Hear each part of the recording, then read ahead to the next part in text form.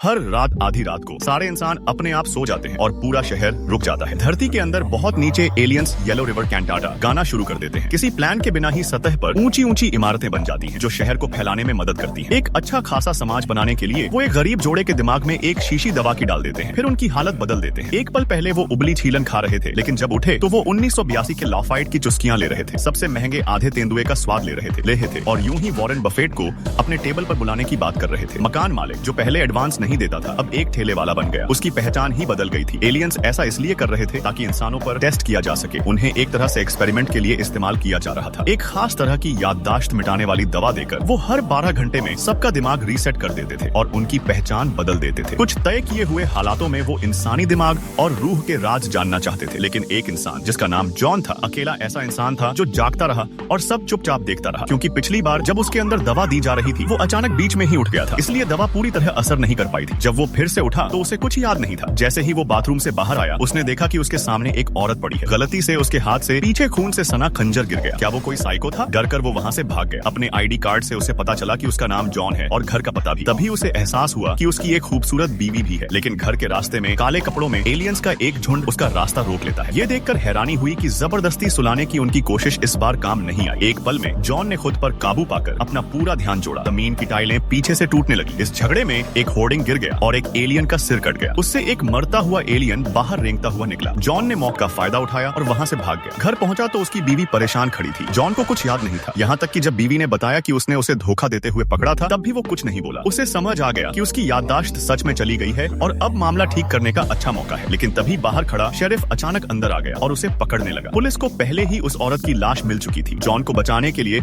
उसकी बीवी ने अपने ऊपर गोली चलवाई, जिससे वो बचकर निकल सका। दीवार से पीठ लगाकर जॉन ने देखा कि अचानक एक दरवाजा सामने आ गया। बिना कुछ सोचे उसने उस मौके का फायदा उठाया और भाग गया। शेरिफ उसका पीछा कर रहा था, चारों तरफ देखता हुआ बंदूक लिए सोच रहा था कि ये बंदा गायब कैसे हो गया। क्या ये उड़ गया? जॉन को एक साइकोलॉजिस्ट मिला जिसके पास उसका बिजनेस कार्ड था। जब वो उसके पीछे गया तो उसने देखा कि डॉक्टर के सामने की दीवार में एक दरवाजा खुला था, लेकिन जॉन अंदर नहीं जा पाया। उस दरवाजे के पीछे गंजे एलियंस का बेस था। डॉक्टर असल में एक साइंटिस्ट था और उसने जो याददाश्त मिटाने वाली दवा बनाई थी वो अब काम नहीं कर रही थी। आधी रात को फिर सब एक्सपेरिमेंट चलने लगे। जब डॉक्टर बाहर निकला तो जॉन ने उससे पूछा कि आखिर चल क्या रहा है। उसे ये भी समझ आने लगा कि वो अपने दिमाग की ताकत से चीजें कंट्रोल कर सकता है। तभी गंजे एलियंस का एक झुंड दिखाई दिया। जवान भी थे और बूढ़े भी, और जॉन के पास अब वहाँ से भागने के अलावा कोई रास्ता नहीं था। जब वो सोच रहा था कि अब क्या करे, उसे अपनी जेब में शेल बीच का एक पोस्ट कार्ड मिला। उसे लगा कि वही उसका असली घर है। उसने टैक्सी ली और ड्राइवर से पूछा कि वहाँ कैसे जाएं। ड्राइवर ने कहा कि उसे पता है, लेकिन अगले ही पल वो सोच में पड़ गया और रास्ता भूल गया। जब जॉन ने ट्रेन से जाने की कोशिश की तो बताया गया कि सीधी ट्रेन ही जाती है जो बीच में नहीं रुकती।